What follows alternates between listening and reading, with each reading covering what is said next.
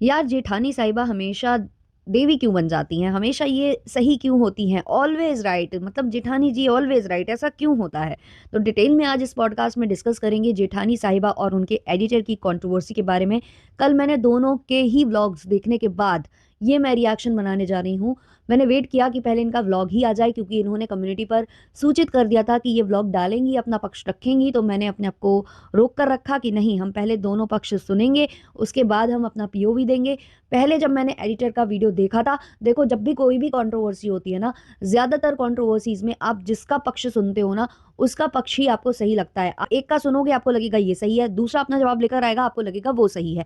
लेकिन मैंने दोनों की बातों को अपने हिसाब से सुना है, समझा है, और मुझे दोनों कुछ कुछ जगह गलत लगे हैं। तो वो सारी चीज़ें हम डिस्कस करेंगे। सबसे पहले तो मैंने जब एडिटर का वीडियो देखा था, सुना था, तो उसमें मुझे एक दो पॉइंट छोड़कर सारे पॉइंट्स इतने, मतलब उसके लिए फील किया मैंने कम्युनिटी भी छापी, क्योंकि मुझे लगा कि यार ये व्लॉगर्स जो कर रहे हैं वो बहुत गंदा है। क्योंकि इस तरीके का बिहेवियर मैंने अपनी लाइफ में भी कुछ लोगों को करते देखा हुआ है। तो मुझे उस चीज़ के लिए बुरा लगा था। तो सबसे पहली बात कि एडिटर जो है वीडियो लेकर आया, सबसे पहले पैसे वैसे की बात सब छोड़ो, क्योंकि पैसे की बात वो ज़्यादा उसने भी डिस्कस नहीं किया। उसने मेनली ये बात डिस्कस की है कि उसको जो है अंकुश के घर से, हाँ भाई हम यहाँ नाम ले रहे हैं अंकुश का, और अंकुश बहुत ही अच्छा व्यक्ति है। ये बात तो क्लियर हो गई है कि जो बोला जाता है ना उसके लिए कि वो बहुत नीचे से ऊपर गया है, तो वो बहुत ही अच्छा है, दिल का बहुत अच्छा है वो। ये चीज़ देखो यहाँ से क्लियर हो रही है। हाँ वो रोस्टिंग करता है, थोड़ा वो वैसी हरकतें करता है, तो कुछ लोगों को अच्छी लगती हैं, कुछ को नहीं अच्छी लगती हैं, बट दिल का वो बहुत अच्छा है, ये तो भाई क्लियर है बात। और इसलिए हमेशा हर एक रिएक्शनिस्ट और हर एक व्लॉगर उसकी तारीफ करता है। लपुआ तो एक्सेप्शन है, उसकी बात ही मत करो आप, है ना। तो ये सब चीज़ें क्लियर हुई है। तो सबसे पहले जो ये एडिटर है, इसने कहा कि मुझे अंकुश के पास से इन लोगों ने बहला फुसलाकर बुला लिया, बोला मतलब एरोप्लेन और यहाँ वहाँ सबके सपने दिखाए, और कहा कि वहाँ से हम तुम्हें ज़्यादा ही देंगे, ये वो ब्ला ब्ला। इसका कहना है कि इन्होंने हमें बताया ही नहीं कि अमाउंट हम तुम्हें कितना देंगे, बस ये बोल रहे थे कि आ जाओ, और उसके बाद भाई हम कुछ रिवील नहीं करना चाहते अभी, कुछ सब कुछ यहाँ वहाँ फैल जाएगा, आ जाओ फिर जो है हम तुम्हें देंगे पैसे, और मतलब फिर डिसाइड करेंगे। तो भाई इसमें कहीं ना कहीं आप बेवकूफ़ हो, जो ये कह भी रहे थे कि हम बेवकूफ़ है, हमको ऐसे बुलाया। अब इन सब चीज़ों पर कम बात की है देवरानी साहिबा और उनके जो पति देव है उन्होंने उन्होंने सिर्फ इतना कहा है कि हमने कहा था हम वहाँ से ज़्यादा देंगे, तुम्हें 12 मिल रहा था, हमने 14 देना स्टार्ट किया, 13-14 देना स्टार्ट किया। और इन्होंने कहा कि पहले से हमने क्लियर कर दिया था कि तुम्हें शूट भी करना होगा, तुम्हें वीडियो शूट करने के साथ साथ एडिट भी करना है, तुम्हें एफबी पर भी करना है, इंस्टाग्राम पर भी करना है, इवन वो बच्चे के पेज पर भी तुमको काम करना होगा। ये सब चीज़ें हमने पहले ही क्लियर कर दी थी। अब आती है इंसेंटिव की बात। जो ये एडिटर है इसका कहना है कि वो सामने से बोल रहे हैं कि मैंने सामने से इंसेंटिव दिया, लेकिन इंसेंटिव के लिए मैंने बोला था, इंसेंटिव नहीं था वो, मैं करता ही एफबी पर काम 10% लेकर हूँ, लेकिन इन लोगों ने 5% पर दिया। अब मुझे याद है कि जेठानी साहिबा के हस्बैंड ने यही बोला था। अब आप में से कितने लोगों को याद है, आप लोग मुझे कमेंट सेक्शन में करेक्ट करना, और चाहें तो जेठानी साहिबा भी करेक्ट कर सकती हैं। तो इन्होंने ये बोला था, जो इनके जेठानी साहिबा के हस्बैंड है, कि जो इंसेंटिव है वो मैं अपने मन से दे रहा था। लेकिन कल वाले ब्लॉग में उन्होंने क्लियर किया है कि नहीं, इसने बोला था कि एफबी का ये है, तो मैंने बोला ठीक है ले लेना, तू 5% ले लेना। तो वो 5-10% का जो भी है झोल है ना, इन लोगों का आपस में जो नहीं बन पा रहा था वो चीज़, उसको ये पैसे की ये वाली बात है। कोई भी स्क्रीनशॉट इन्होंने शेयर नहीं किया है। हालांकि जेठानी साहिबा ने कंसेंट दिया था कि शुरू से लेकर एंड तक जब जब मैंने तुम्हें पेमेंट दी है तुम वो दिखा देना, बट इसने नहीं दिखाई है, इसने सारी बातें की हैं। क्योंकि जेठानी साहिबा ने एक बात ये पकड़ ली थी, ये बोल दिया था कि वो कपड़े लेकर आता था, गाँव जाता था, वहाँ से भी कपड़े ले आता था, और हमारे वॉशिंग मशीन में उसको वॉश करता था, और बिजली का बिल वगैरह सब बचाता था। जबकि बच्चे ऐसा करते हैं, हाँ मैंने भी देखा है, जो बच्चे बाहर पढ़ते हैं या बाहर जॉब करते हैं, उनके पास इतना टाइम नहीं होता, कपड़े ज़्यादा गंदे हो जाते हैं तो वो घर लेकर आते हैं, घर में वॉश कराते हैं। मेरे घर में भी ये सब चीज़ें होती है कि घर में भाई सब सुविधा है, मम्मी करके दे देगी या मतलब करके दे देंगे ये लोग घर वाले, तो लेकर आ जाते हैं, वो बात सही है। अब क्योंकि जेठानी साहिबा ने ये बात उठाई थी, तो यहाँ से एडिटर ने बहुत सारी बातें उठा दी हैं। अब इसने बहुत सारे एलिगेशंस लगाए कि मुझे गद्दे पर सुलाते थे, जो वो वाला गद्दा हुआ करता था, मेड का गद्दा, उस पर सुला देते थे मुझे, कोई रूम वूम नहीं दिया हुआ था। इन्होंने कहा मुझसे टॉयलेट साफ़ कराई। फिर इन्होंने कहा कि मुझसे बच्चा मारता था, थूकता था, इन्होंने कहा। इसके अलावा भी बहुत सारी बातें, जैसे झूठा खाना खिलाना। तो झूठा खाना वाले और वो कप अलग होने पर मुझे बहुत ज़्यादा हिट हुआ था, इतना बुरा मुझे लगा। इतना ज़्यादा बुरा लगा क्योंकि ये चीज़ें मैंने देखी हुई हैं। हम लोगों के आस-पड़ोस में ऐसे कुछ लोग हैं जिनके घर हमने देखा हुआ है कि उनके घर में अगर कोई भी थाली में ज़रा भी खाना छोड़ देता है ना, तो वो लोग फेंकते नहीं हैं, वो लोग एक रोटी गाय को भी नहीं देते हैं, गाय तक के लिए वो निकालते नहीं हैं। और कोई भी अपनी थाली में अगर जूठा खाना छोड़ता है, उनके घर परिवार का हो, चाहे बाहर से कोई व्यक्ति आकर खाया हो, वो लोग उसको कलेक्ट करके एक जगह रख लेते हैं। और जब इनके घर में काम वाली बाई आती है, जो बर्तन धोती है या झाड़ू पोछा करने आती है या टॉयलेट वगैरह करने, जो भी वॉशरूम वगैरह साफ़ करने आते हैं, उनको ये लोग बहुत प्रेम से बोलेंगे, आओ ये खा लो। और ऐसा लगेगा वो सामने वाला भी बड़ा खुश होता है ये चीज़ें देखकर कि कितने अच्छे हैं ये, हमें खिला रहे हैं, पिला रहे हैं। बट वो झूठा होता है और ये चीज़ हम लोग जानते होते थे, तो हम लोगों को देखकर बहुत बहुत बुरा लगता था कि ये कोई कर कैसे सकता है यार, ये इतना घिनापन कौन कर सकता है। इवन उनके घर में अगर बासी रोटी वगैरह बचती थी, तो वो लोग ना गाय को भी नहीं देते थे। मतलब उनकी जो बहू आई थी नई-नई, वो अगर निकाल कर देने लग जाती थी ना, तो उसको 10 बातें सुनाते थे, लोगों के सामने इंसल्ट करते थे कि अमीर से अमीर व्यक्ति ना 1 रोटी नहीं डालता है बाहर, और तुम जो है 4-4 बासी रोटी ऐसे गाय को दे देती हो। तो इसमें लड़ाई होती थी और बाद में जो है उनकी नहीं बनी और वो डिवोर्स वगैरह हो गया। तो इस तरीके के का बिहेवियर मैंने देखा हुआ है और मुझे ये बहुत ज़्यादा हिट करता है। मुझे बिल्कुल भी नहीं पसंद है कि आप अपने से नीचे वाले व्यक्ति के साथ ये चीज़ करो। हालाँकि भाई मैं क्या कहूँ, मैं मतलब मैं खुद, अब मैं ज़्यादा नहीं उसमें बोलना चाहती।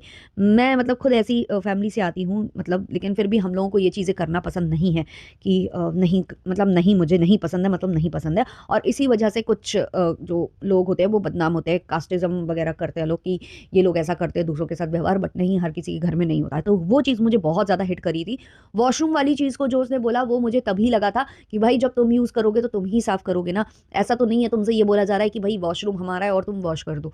तो वो कुछ चीज़ें मुझे उसकी जो है गलत भी लगी हैं, लेकिन कुछ चीज़ें हिट करी मुझे, जैसे कि ये जूठा खाना और ज़मीन पर गद्दे पर सुलाना, और एक और बात कि बच्चे का मारना-पीटना और बच्चे का थूकना और बच्चे का गंदे शब्दों का इस्तेमाल करना। ये वाली बात, ये 2 बातें, जूठा और ये बच्चे वाला, मुझे बहुत, बहुत बुरा लगा था सुनकर। और क्योंकि वो इतने उससे बोल रहा था, मतलब हम लोगों के अंदर सही में यार हम लोग बहुत जल्दी इमोशंस में आते हैं और कुछ अगर आस-पास देखा हो तो और ज़्यादा बुरा लगता है। और उसने जब कंपैरिज़न किया कि अंकुश के यहाँ ऐसा नहीं होता था, अंकुश मुझे बनाकर भी खिला देता था, मैं खुद जाकर बना के खा लेता था और वो मेरे लिए हर चीज़ें करता था। मतलब वो सुना और फिर इन्होंने एक चीज़ और बोली, इनकी भी बातें थोड़ी-सी पलटू वाली थी। इधर इन्होंने कम्युनिटी में क्या लिखा था कि मैं 10 दिन काम करता था, मुझे पूरे दिन का पैसा मिलता था, पूरे महीने का पैसा मिलता था। अब कल इन्होंने ये चीज़ों का ज़िक्र नहीं किया, इन्होंने ये ज़रूर कहा कि वहाँ केवल मैं एडिट करता था, शूटिंग के लिए कोई दूसरा लड़का था। अच्छा, ये सारे जो लड़के हैं वो उसी कंपनी से बाँटे जाते हैं, जो कि है टोना सिंह टोनू, जो कि लप्पू की भी कंपनी है। तो लप्पू का नाम जहाँ-जहाँ जुड़ा होगा, ये कंपनी यार कितनी बुरी कंपनी है, ये चीज़ क्लियर हो रही है यहाँ से। और इनके थ्रू जो मतलब एडिटर्स और ये जा रहे हैं कैमरामैन, ये भी किस क्वालिटी के हैं, ये भी आप देख लो। क्योंकि बाद में जब जेठानी जी का वीडियो आया तो बहुत चीज़ें क्लियर हो गई। भाई जेठानी साहिबा ने जिस हिसाब से, किस कॉन्फिडेंस के साथ चीज़ें बताई हैं, तो ये चीज़ तो क्लियर हो गई है कि भाई जूठा खाना नहीं था। गद्दे पे भी कभी-कभी सुलाया गया है, नहीं तो वो रूम में ही रहता था, नीचे ही सोता था। कुछ चीज़ों के लिए उसे डाँटा गया है, वो भी उन्होंने क्लियर किया है। उन्होंने रिकॉर्डिंग सुना दी है, जिन लोगों का ये नाम ले रहा था उनसे रिकॉर्डिंग वगैरह करके भी सुना दिया है। अंकुश का भी रिकॉर्डिंग सुना दिया है, जिसमें अंकुश के साथ भी सेम चीज़ इसने की थी। इसने यही बोला था कि मेरा एग्ज़ाम है, रात में बोलता है मेरा एग्ज़ाम है और कोई गाड़ी नहीं है, रात में 12 बजे के बाद गाड़ी-वाड़ी बताकर वो वहाँ से भी भाग गया था। और अभी रिसेंटली भी ये जब अपनी दीदी के लिए गया है, ये बोल रहा था कि ऐसी मेडिकल कंडीशन आ गई थी कि दीदी के घर में कोई नहीं था। पहली बात तो दीदी अगर प्रेग्नेंट है, तो ऐसा नहीं करना चाहिए, ऐसा लोग यूजुअली करते भी नहीं हैं। अपने बच्चों के पास, अपनी बहू के पास या अपनी पत्नी के पास इंसान रहता है, ऐसे छोड़कर कहीं नहीं चला जाता है। और जब पता होता है ना कि डिलीवरी का वक़्त आने वाला है, तो 15-15, 20-20 दिन पहले से ही लोग आ जाते हैं कि भई हम यहाँ रहेंगे और इनकी केयर करेंगे, अगर उनके घर में कम लोग हैं तब। है ना? तो ये सब चीज़ें मुझे उसकी झूठी-सी लग भी रही थी और यहाँ क्लियर भी हो गई कि क्योंकि अंकुश आने वाला था और वो अंकुश का सामना नहीं करना चाहता था, इसलिए वो गया। और हाँ, वो जो अंकुश है, अंकुश ने नहीं निकाला इसको, ये खुद वहाँ से भागा था। और फिर जो टोना सिंह टोनू की जो कंपनी है, वो अंकुश के यहाँ उसको नहीं भेजना चाहती थी। मुझे इसमें भी कहीं न कहीं लपुआ का हाथ लगता है, क्योंकि लपुआ और अंकुश की बन नहीं रही थी। तो ये लोग कुछ भी करा सकते हैं। ये लोग, भाई मुझे तो ये भी लग रहा है कि जेठानी साहिबा के लिए ये जो एडिटर है उससे कराया जा रहा हो, ताकि इनके वाले कंट्रोवर्सी से लोगों का ध्यान ना भटक जाए, क्योंकि ये सब मिले-जुले हैं, मिली-जुली सरकार है यहाँ पर, तो इनकी जो है ना बहुत कुछ चलती है। तो यहाँ पर जेठानी साहिबा ने जो चीज़ें बोली हैं उससे मुझे लग रहा है कि ये एडिटर है जो कि झूठ बोल रहा है, क्योंकि ज़्यादातर लोगों की ऐसी आदत होती है कि जब काम खत्म हो जाता है तो एक-दूसरे की बुराई करने लगते हैं। देखो, थोड़ी बुराई तो जेठानी साहिबा ने भी की थी और थोड़ी के बाद इसने 10x कर दी है बुराई। लेकिन हाँ, एडिटर बहुत ज़्यादा गेम खेल रहा है, ये चीज़ क्लियर हो रही है, क्योंकि बहुत सारी बातें जो जेठानी साहिबा क्लियर करके गई हैं, ऑडियो सुनाकर गई हैं। इवन इसने एक जिस बंदे का नाम लिया है ना कि ये मायके से लाई थी और ब्ला ब्ला ब्ला करके, कि इनको भी ऐसा हुआ, कोई नहीं टिकता था, ये था वो था। उस लड़के ने इसके कमेंट सेक्शन में कमेंट किया है कि तूने बिना पूछे मेरा नाम कैसे लिया। वो गुस्सा हो रहा है इस पर। क्यों? क्योंकि सबको अपनी मार्केट वैल्यू डाउन नहीं करनी है ना। सबको चाहिए है कि वो भाई काम करे, अच्छे से करे, बिना किसी कंट्रोवर्सी के करे, ताकि आगे भाई उनका फ्यूचर सेटल रहे। ये नहीं कि उनके नाम पर एक धब्बा लग जाए तो कल को कोई काम ही ना दे। मुझे ऐसा लग रहा है कि ये सारे जो एडिटर और ये सब होते हैं ना, तो शादी का सीजन में ये लोग जानबूझकर ये नाटक करके भाग जाते हैं, ताकि ये अच्छा पैसा यहाँ शादी से कमा लें, और एडिटिंग से ये किसी ना किसी ब्लॉगर के यहाँ जाते रहते हैं। इससे इनको इनकम की भी जानकारी होती रहती है कि कौन सा ब्लॉगर कितना अर्न करता है। देखो, जैसे कि पहले ये अंकुश के यहाँ गया तो इसको अंकुश का पता है, फिर इसके बाद ये गया था आकांक्षा के यहाँ, वो जो एस्ट्रोलॉजर दीदी हैं उनके यहाँ, तो उनके यहाँ भी इसको काम का नॉलेज है, और उनको उनका भी पता है इसको कि कितना ये अर्न वगैरह करते हैं। अब यहाँ ये आ गया जेठानी साहिबा के पास, यहाँ से इसको इनका पता चल रहा है कि ये कितना अर्न वगैरह करते हैं। तो ये दिमाग लगाते हैं। और मुझे लगता है भाई अपनी सेफ्टी का भी ख्याल रखें, इतना भी किसी को वो ना करें, क्योंकि अब भाई किसी पर भरोसा करने लायक नहीं है। और गद्दे वद्दे वाली बात सब तो क्लियर करके गए हैं वो, कि ऐसा कुछ नहीं था। हमारे घर में जब शादी बारात या भी मेहमान आते थे तब गद्दों का यूज़ होता था, और कोई मेड का गद्दा नहीं है, किसी का नाम नहीं लिखा है। बहुत सारे गद्दे हैं जो कि बनवाए गए हैं, क्योंकि घर में आए दिन फंक्शन होते रहते थे, तो उसमें हम भी लेटते हैं, उसमें दूसरे भी लेटते हैं, कोई गद्दा किसी के नाम का नहीं लिखा है। तो बहुत बातें हैं, बहुत बातें हैं। ले देकर ये जो टोना सिंटोनू कंपनी है और इनके जो काम करने वाले इनके घर में, इनमें कोई भी एथिक्स, कोई भी मॉरल, कोई भी कुछ भी नहीं है। इन लोगों को क्लियरली कुछ डॉक्यूमेंट साइन करने चाहिए, कुछ रूल्स एंड रेगुलेशंस सेट करने चाहिए। कहीं भी भेजने से पहले मतलब आपको आइडेंटिफाई करना चाहिए कि ये लड़का सही है, इस तरीके का काम तो नहीं करेगा। एक बाउंडेशन भी होनी चाहिए। एक बात बस ये ज़रूर क्लियर है कि लप्पू से जुड़े हुए लोगों पर कभी भरोसा ना करें। लप्पू से जुड़ी हुई किसी कंपनी पर भी भरोसा करने लायक नहीं है। लप्पू से जुड़े हुए किसी एक व्यक्ति पर भरोसा करने लायक नहीं है। और ये मुझे प्रॉपरली ये सेटअप लग रहा है, क्योंकि अभी इसने 2 दिन कुछ नहीं बोला। इसने कहा मैं वीडियो बनाऊंगा, लाइव की थी छोटी सी, उसके बाद इसने कम्युनिटी छापी, उसके बाद इसने कुछ नहीं किया। लेकिन जब लप्पू पर बहुत ज़्यादा बजने लग गई तो फिर ये बनाने लग गया वीडियो, और ऊपर से लप्पू की बनती भी नहीं है इधर जेठानी साहिबा से। तो बहुत सारी बातें हैं।